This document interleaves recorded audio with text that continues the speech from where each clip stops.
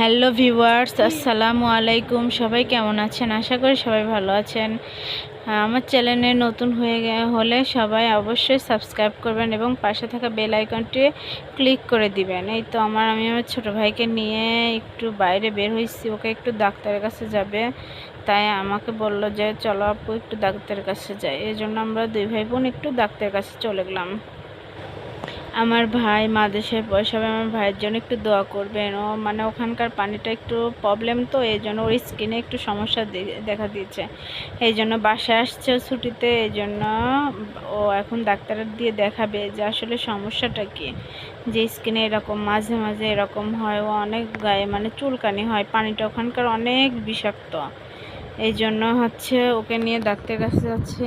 কিন্তু ও অনেক, আপনারা সবাই ওর জন্য দোয়া করবেন যাতে আল্লাহ ওর নেক আশাটা পূরণ করে, ও যাতে হাফেজ হয়ে বেড়াতে পারে।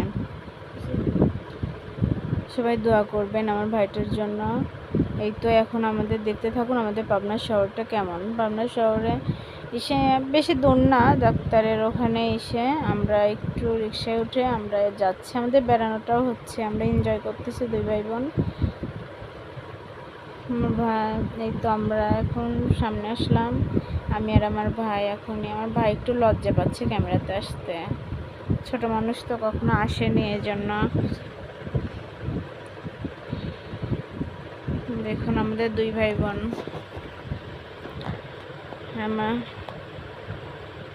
আমার ছেলেটাকে তো আসছে আমার কাছে, ওষুধ দেখাবো কে চলে যাব।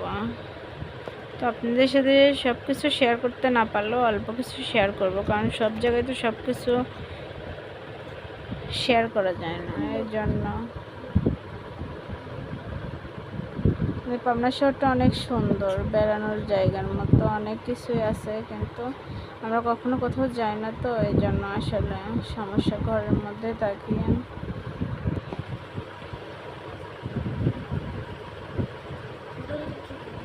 এটা এখন যাচ্ছি, আমাদের গাড়িটা যাচ্ছে, অনেক সুন্দর লাগতেছে, আবহাওয়াটা অনেক ভালো, তো এই জন্য খুবই ভালো লাগতেছে যে এত সুন্দর জায়গা, এত সুন্দর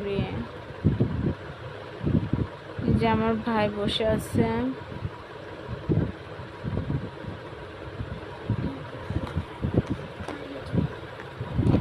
আমি তো চিনি না, আমার ভাই চেনে ডাক্তারের কাছে, কারণ আমি তো ঢাকায় থাকি।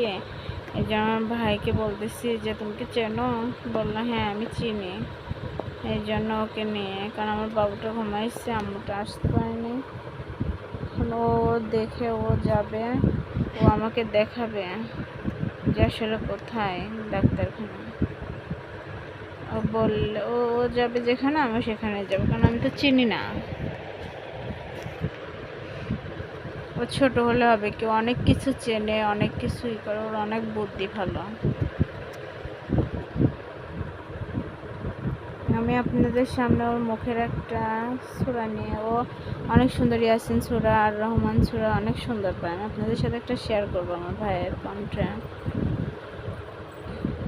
নামাজ কালাম পরে রোজা রাখছে, 26টা না 27টা রোজা রাখছে। তো ফুল দেখলাম হঠাৎ করে, ডাক্তারখানায় থেকে বের হয়ে ফুল দেখতেছি, তে বললাম যে বাবুর জন্য একটু ফুল নিয়ে নিই।